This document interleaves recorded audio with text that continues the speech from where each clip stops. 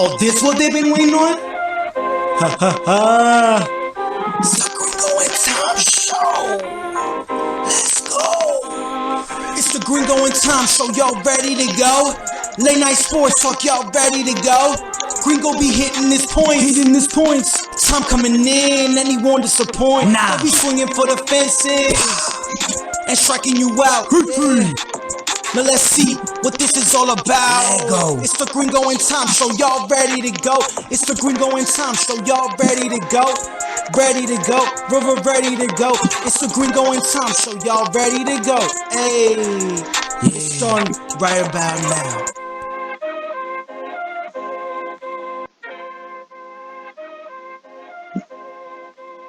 All right, welcome to another episode of the Gringo and Tom Show. As always, my name is Gringo, diehard Yankees fan, and I got my boy over here, Tom. Say hello. Yo, what up? What up? All right. So what do you got today? Let's see that shirt. What type of Yankees gear we got? It's a We got throwback regular Yankee Yankees? shirt. Yeah, it's from like 2007, but I haven't worn it in years. Bring it back. Word. Yeah. I like it. Today I have a Yankees hat. Over here with my Nice. Dominican patch over there. Getting things Ooh, going. It's looking great. fuego. That's right. Speaking of fuego, we're going to go to our headlines where the Yankees are fuego. They sweep the Detroit Tigers. What a great series to bounce back from that split with the Orioles. I'll say, man. Oof. What a turn of events. We sat here thinking that the Cleveland series was just a flash in the pan, but no. Yankees did their work against a bad team, and they're looking pretty right now. I mean, what are they, 15 and 15? 14? 14 and 14. 14 and 14. That's not looking that pretty, but, you know, it's like they're 0-0. It's a new season. That's what I like to say. New season. That's a great way of looking at it. And obviously, one of the big things is we got Aaron Judge heating up, which is Heck something yeah. that we would have loved to see towards the beginning of April. But now that he's cooking, it's helping out the other players, such as Odor, such as Gleyber Torres, who's got a couple of RBIs during the weekend. So He's getting hot, yup. once Aaron Judge starts doing his own thing, everyone's coming and they're trying to replicate a little bit. Hey, you know what they say, bro? April showers bring May flowers. The Yankees are flowering out now. Yeah. So talk to us about the pitching. What are some things that you liked about the pitching? Oh, the pitching, man. The pitching was the best part. So, obviously the highlight, well, there were two highlights. We're forgetting about Garrett Cole's amazing outing, but let's get the obvious out of the way. Corey Kluber was amazing. I'm surprised that Boone let him go for the 8th, but they did, and it paid off. So 8 strong innings. Love to see it. He was dominant. This is his second start where he's looked. The start before, he wasn't dominant, but he looked like his old self. And now, with this game that he had, he was brilliant. And I hope that he's able to take what he did on the weekend. He's able to take it to his next start against Houston, who's a formidable team. I'm not 100% sure if he's going to pitch against Houston, but if he does, might not. Okay, so but regardless, continuing to do what he has to do and bringing it up to his next start, where he can continue to be dominant, especially against teams that are to a different caliber than the Tigers, who seem like a AAA team. Let's just be honest. Oh, let's be real, man. They got one hitter in that lineup who's respectable, and he's way past his prime, and you know who I'm talking about. Miggy. Uh-huh. He's the only respectable hitter in that lineup. But guess what? The Klubot's a well-oiled machine. Just give him some time. He's going to start firing, and we're going to start seeing those zeros piling up. I'm hyped for it. I've said in the podcast, like, I've been very frustrated with Kluber because I know that he's capable of not going back to like his Cy Young self, but something close to it. And these last 2 games, he's been showing sparks of that. So he's been showing little glimpses. So I'm Yeah, really dude. excited for the next couple of starts and continuing his success. Go Klubot. And then Garrett Cole picking up his typical dominance. He and Jacob deGrom both were named pitchers of the month. So both New York Wow, pitchers winning pitcher of the that's month. great That to hasn't see. happened. I don't think that's Both happened ever. No, both New York teams having the top 2 pitchers around the same time. Haven't Yeah. heard of that. So Huh? exciting. Can't wait till the Yeah. Subway Series, man. These Oh two my fighting off. gosh. Hopefully that happens. Hopefully. Oh, hopefully if that happens, we're gonna be there. That would Oh, be we're great to gonna be go there, there. dude. That no doubt The about it. the We'll miss that energy, for the like world. literally, I can just like I can feel the energy, like not even being in the stadium. I can just feel the energy right now. Dude, it's just and then the fact that the Mets are good now, that makes it Yes. even better. Mm-hmm. It's just gonna be a great game if that happens. I hope it happens. Come on, Yes. baseball. Cooperate Let's do with it. us, Let's please. do it. That's right. Now let's move on to our next segment, which is previewing the Yankees Astros series. I'm sorry. The Asterix, the Houston Asterix. Yes. Oh That's my gosh. that's I wish I appropriate. was at I wish we would go into the stadium. That environment, there's only Oh, like 30% capacity, but Tom, imagine being there and just feeling that vibe, that oof, man. all that all that hate towards the Astros. I wish I could just take that all in. That'd be so much fun. Oof, I can just like already sense it right now. It's like for the fans that are going to the game this week, I'm guaranteeing you, this is what you got to do. You got to go in there knowing that you are not going to have a voice after the game. I'm telling you. Oh, heck no. You're gonna be screaming and yelling. Astros deserve every single bit of hate that they're gonna be that's gonna be thrown their way. I can't wait to see it. But I wish I were there. That would have been like a once in a lifetime experience. Just booing Bregman, Altuve, all the lot.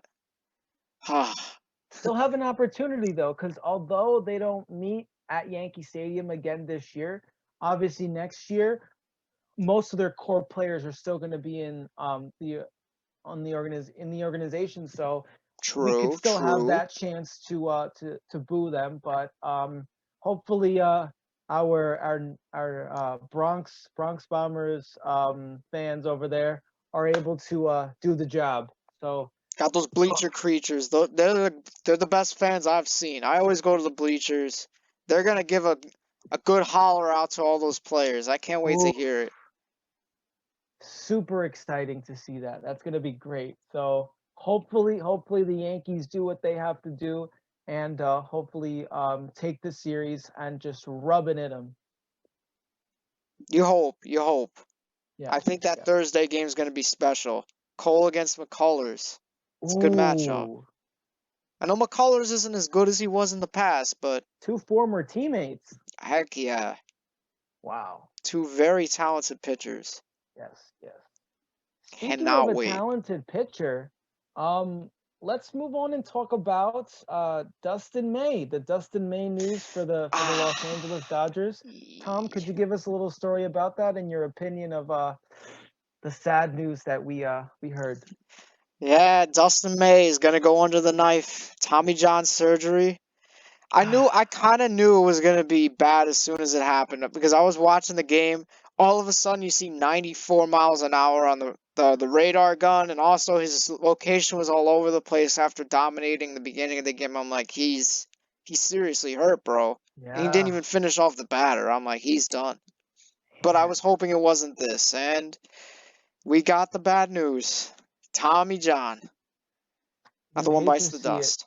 You hate to You see it, hate to see it, especially with bro. a young, dominant pitcher such as himself. Yeah, he was looking the best he ever looked. I mean, at least as a Dodgers fan, it doesn't feel like it's that big of a deal because they're just so loaded. Like they could just get David Price to pitch in his place, and they're fine. Even though he's hurt right now, comes right back. Price is in the rotation. I think. Yeah, But awesome. hopefully he comes back and he comes back better. And time is on his side. He's still a young kid. Oh So yeah, and still what, like has he had a 23? major injury besides this in the past, or I don't think so, but you know, it's good to get it. Like it feels like most pitchers at this point get Tommy John surgery, so it's good to get it out of the way when you're young, like he has. So I think he'll be fine. Tommy John surgery success rates are really, really high these days, so hopefully he's one of the success stories. especially since the with what's been going on the last 10 years with the velocity has gone 2 miles an hour up a tick. So Goes in up other every words, year. the average fastball percent miles an hour in 2011 was actually 93. Now the average is 95. So that in terms of that situation, that could call for the fact that there are now more cases of Tommy John. So yeah, I think what happens is that a pitcher gets it and he's like, fine, I'll come back and I'll be fine. And they don't sweat it as much. They're like, I'll just get the surgery now. When I'm young, I can rehab and I can still be pretty good. Might have a down year, but I'll be fine. You're seeing that true. more and more these days. And Yeah, good, it's medicine's come a long way. So glad that baseball is able to adapt to these harder throwers. true. That's always good. All right. So our next topic is the Javi Baez Amir Garrett altercation Oh boy. over the weekend. Oh my gosh, there's a lot to talk about in terms of the character of Amir Garrett and Javi Baez, because there was a lot of chirping going on during that game, and then I'm assuming Javi Baez was not liking it, and he was like, "F this, let me just try to do what I gotta do," and express to Amir that we're not gonna fold. We are going to fight. And obviously things went down, but there wasn't much of a fight. Nope. There's still we're getting closer to seeing some real brawls, but as more teams are getting vaccinated, you're going to start seeing more and more of them. These teams are competitive, they're hungry, they want to fight, they want some more fire to add to the competitive juices of baseball. Amir Garrett, dude, this guy is a spark plug. I have heard him in interviews. He is so cocky and feisty. He's exactly what the game needs. Like they asked him, Yes, "What? Who do you like? How do you think you've been pitching?" He's like, "I'm the best in the bullpen. I'm gonna be the closer. I don't have a doubt in my mind." I'm like, "Ooh, hey, he's got some high praise for himself." But that's good for that's him. a great, Props. not the best. Just the idea of having that idea that you are the best allows you to obviously if you think you're the best, most people are like, oh, then you don't have to work on anything. No, it makes you want to work even more. And that's with you see it the question with Amir Word. is you obviously don't see what he does in the off season, but I'm assuming he's working super hard and trying to be the best version of himself so he can say statements such as, yeah, I'm the best in the bullpen. So I think that obviously it's been a rocky season for him so far. So he's True. let his emotions get the best of him, but that's what we need in this generation of baseball. Word. He's so competitive. And of course, this isn't the first time he started a fight, as we know, back in 2019. Oh my gosh, he went swinging. That was What was it against the was entertaining. it against the Pirates or It who was was it against the against? Pirates, yeah, and then Puig Yeah. was involved as well, Oh my back when he gosh, was you with have the two Reds. heavyweights, Yeah. two like big guys coming up against That each other. 2019 Reds team could beat anybody in a fight.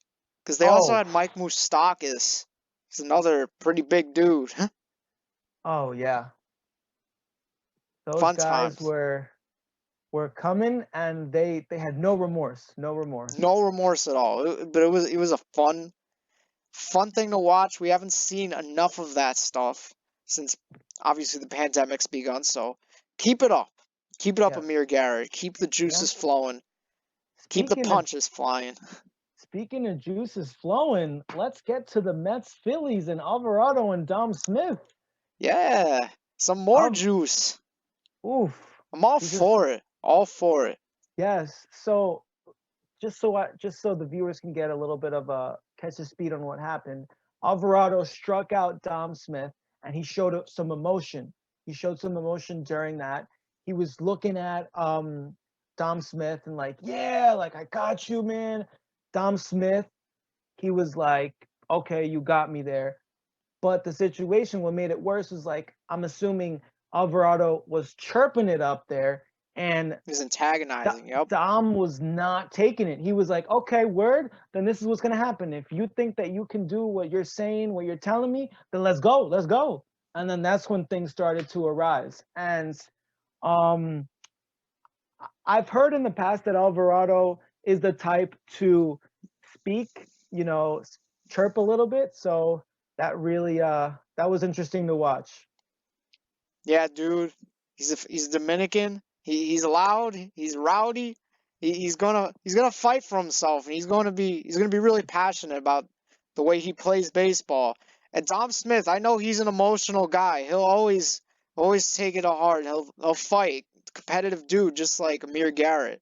That made for a really explosive combination. Again, did not disappoint. It led to a really, really good game. And baseball needs more of this. What was it? Reese Hoskins. It was they were 1 out away from losing the game, and what happened was supposedly he hit / did not hit a home run. So what happened was he hit it off a bar in Philly in right field, like a little bar area, and it didn't go past one of them, which discredited the 3-run home run Man, it to was tie foul. the game. Mm-hmm.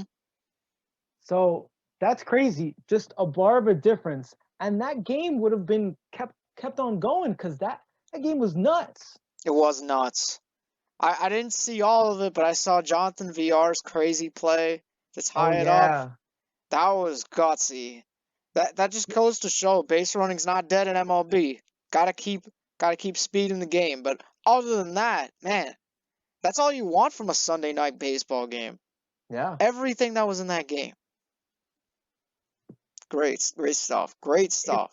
Sunday night baseball has now been getting interesting because the previous Sunday night baseball was another gem in the Dodgers and Padres, and now adding on to that, the Mets and Phillies. So hopefully whoever's doing Sunday, 2 in a row. Whoever's doing Sunday night baseball this upcoming week has to really, really put on a show. Yeah, they better deliver, man. I don't know who's playing, but we'll gotta see what deliver. happens.